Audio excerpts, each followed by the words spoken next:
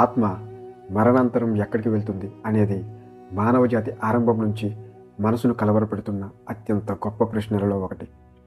మనిషి ఈ భూమిపై పుట్టిన క్షణం నుంచి మరణం వైపు పయనిస్తూ ఉంటాడు. అది సరే, మరణాంతరం ఏమవుతుంది? ఈ శరీరం అనే వస్త్రాన్ని విడిచిన తర్వాత ఆత్మ యొక్క గమ్యం ఏమిటి? ఇదే ప్రశ్న ప్రతి సంస్కృతిలో, ప్రతి తాత్విక పాఠంలో, ప్రతి మతంలో ప్రతిధ్వనిస్తుంది. హిందూ తత్వశాస్త్రాల ప్రకారం ఆత్మ అనేది బ్రహ్మానంద స్వరూపం. అది నశించని అజన్మ అమృతమైన చైతన్యం. శరీరం భౌతికమైనదే, కానీ ఆత్మ పరమాత్మ నుండి విడిపోయిన ఒక కణంగా భావింపబడుతుంది. మరణం అనేది ఆత్మ ప్రయాణంలో ఒక కొత్త అధ్యాయానికి మొదలు. ఆ క్షణంలో ప్రాణవాయువు శరీరాన్ని విడిచిపెట్టినప్పుడు మనసు, చైతన్యం, గత కర్మల స్మృతులు, అన్ని శక్తులు ఆత్మతో కలిసి బయటికి వచ్చేస్తాయి. యమదూతలు అనే దివ్యశక్తులు ఈ ప్రయాణాన్ని పర్యవేక్షిస్తాయని పురాణాలు చెబుతాయి. ఆత్మ యొక్క మొదటి దశ ప్రేతయాత్ర. మరణాంతరం ఆత్మ తక్షణమే మరో లోకానికి వెళ్ళదు. మొదటి 13 రోజులు ప్రేతదశగా పిలువబడే ఈ సమయంలో ఆత్మ భూమి, ఆకాశం మధ్యలో తీవ్ర చింతనతో ఉండి అలా తిరుగుతూ ఉంటుందంటారు. కుటుంబం, జీవితం, ఆస్తులు, అసంపూర్తి కోరికలు ఇవన్నీ దానిని ఇక్కడే కట్టిపడేస్తాయి. అందుకే తొలి 13 రోజుల శ్రాద్ధాలు, పిండ ప్రదానాలు, తిలతర్పణాలు ఇవన్నీ ఆత్మకు దారి చూపే సంకేతాలు. ఒక శరీరం నుంచి మరో స్థాయికి మారే ఈ దశలో ఆత్మ క్రమంగా తన భౌతిక బంధాల నుంచి విడిపోతూ ఉంటుంది. తర్వాత ఆత్మ యమలోకానికి ప్రయాణిస్తుంది. గరుడ పురాణం ఈ యాత్రను అత్యంత స్పష్టంగా వివరిస్తుంది. యమదూతలు ఆత్మను తీసుకెళ్లే మార్గం 48,000 యోజనాల పొడవైనదని చెబుతారు. కొన్ని గ్రంథాలు చెప్పిన నియమం ప్రకారం 12 రోజుల వరకు ఆ మార్గం సాగుతూ ఉంటుంది. ఈ మార్గంలో ఆత్మ తన జీవన కర్మలను గుర్తు చేసుకుంటుంది. మంచి పనులు, పాప కార్యాలు, ప్రేమ, ద్వేషం, ద్రోహం ఒక్కొక్కటిగా ఒక మానసిక చిత్రంలా ఎదురుపడుతూ ఉంటాయి. దీనిని చిత్త ప్రవాహం అంటారు. ఇది మన జీవితాన్ని ఒక అద్దంలా చూపిస్తుంది. ఆ ప్రయాణం ముగిసిన తర్వాత యమలోకంలో యమధర్మరాజు ఎదుట ఆత్మకు న్యాయం నిర్ణయించబడుతుంది. యమధర్మరాజు మొత్తం కర్మ చరిత్రను చూస్తాడు. కేవలం ఆ వ్యక్తి చేసిన పనులే కాకుండా తన భావాలు, తన ఉద్దేశాలు, తన అహంకారము మొదలైన వాటిని పరిగణలోకి తీసుకుంటాడు. అక్కడి నుంచి 3 మార్గాలు తెరుచుకుంటాయి.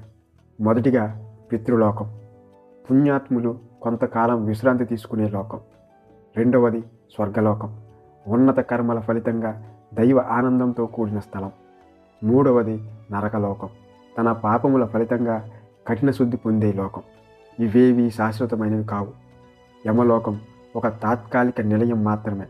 శుద్ధి పొందిన తర్వాత ఆత్మ మళ్ళీ పునర్జన్మ పొందుతుంది.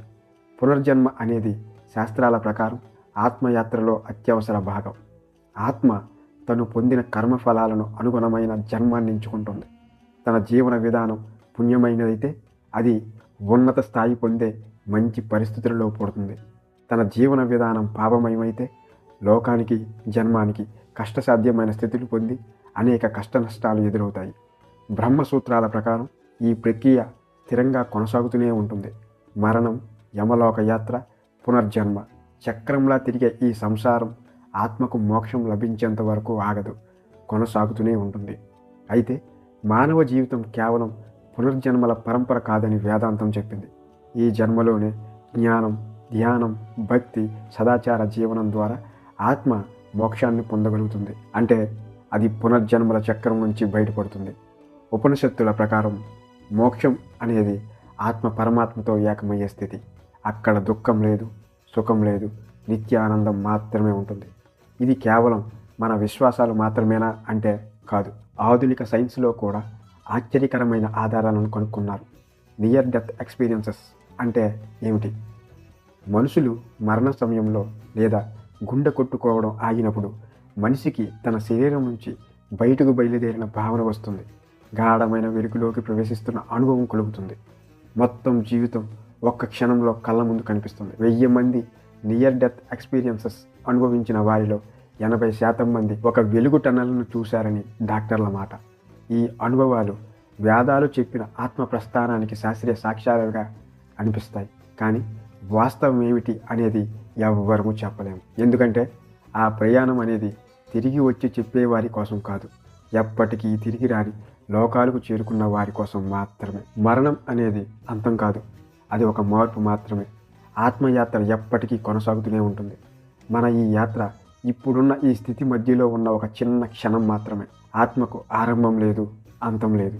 అది కేవలం యాత్ర, నిత్య యాత్ర.